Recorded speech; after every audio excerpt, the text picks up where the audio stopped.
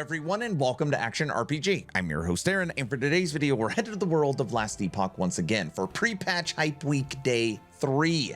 And what do I have for you today? Likely the most powerful new skill coming to Last Epoch at 1.0, Paladin's own Healing Hands. This skill is so awesome. I am very excited to show it to you today, and I'm a huge fan of Paladins. So this is the skill, Healing Hands. As a baseline, Healing Hands is an ability which casts a medium-sized area of effect, which heals allies, including yourself, for an immediate burst and applies a heal over time for 3 seconds. And in its base form, it's like, look at this thing. Oh, this skill sucks. It's just this little yellow-looking heal. What garbage. Let's see what is possible. Cleric's Hammer. Cleric's Hammer grants Healing Hands a chance to trigger on a melee attack, up to 100% chance with a full 4 points assigned. This imbues all melee attacks to provide healing to all allies and yourself in the area. When combined with other options on the tree, this can also effectively convert any melee attack into an offensive spell melee attack, synergizing well with many of Paladin's hybrid melee and spell abilities. So it will cost more mana, and it has a less upfront healing on indirect cast, but now you can trigger your Healing Hands with your melee attacks. Okay, skill's getting a little better. Let's continue with the Hand of Aurelius. More favorable towards range damage, Hands of Aurelius allows Healing Hands to instead synergize with your direct Smite cast, adding its own healing area to smites combined with Searing Light, adding damage to Healing Hands' area of effect. Healing Hands can be further augmented smite builds with additional hit damage. Searing Light is going to add fire damage, and Healing Hands' chance on cast smite 25%, so you can get it at 100%. So casting a melee attack, you can get to 100%, and casting a smite manually, you can get to 100%.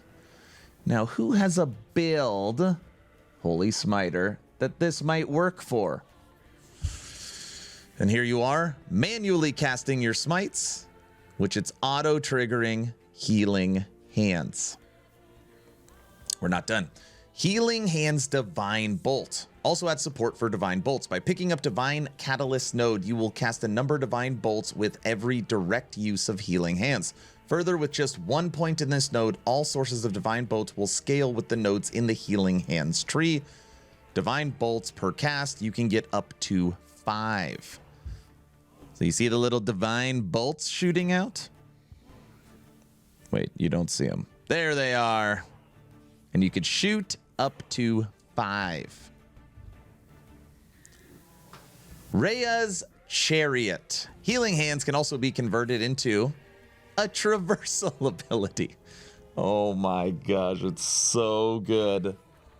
Charging into a target location, casting Healing Hands upon arrival. This adds a 6-second cooldown to Healing Hands. However, unlike Lunge, Rhea's Chariot does not require a target to move. And you could take Sunshroud, which you are immune while traveling. Check this out. Yeah, it looks like a bullet. That's what I see. Blade. Prefer to channel your Healing Hands powers through your blade.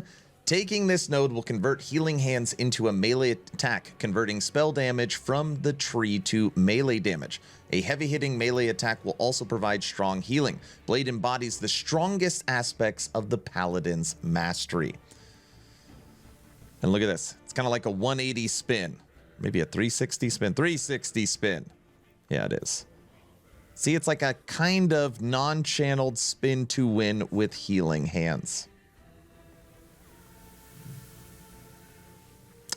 Now, let's talk Skybeam. Unbroken Prayer plus Skybeam. Who doesn't like a good Skybeam? By assigning Unbroken Prayer, converting Healing Hands into a channeled ability, you can further specialize into Skyfall. By paying an additional mana cost per second, you will deal additional fire damage over time while channeling Healing Hands, scorching clear a path of righteousness. Skyfall, Skybeam while channeling Unbroken Prayer, channeled Healing Hands, cast per 4 seconds for mana 8.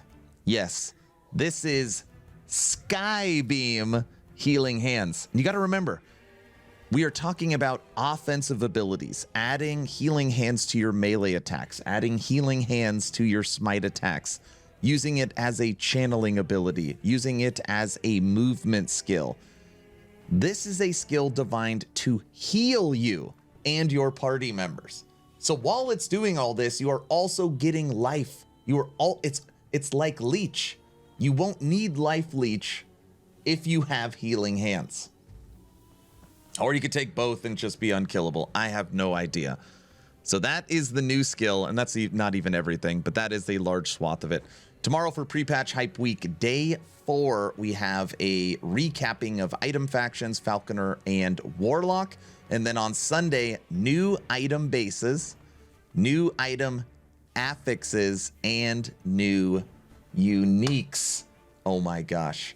We are now 5 days away until we get our hands on Last Epoch 1.0.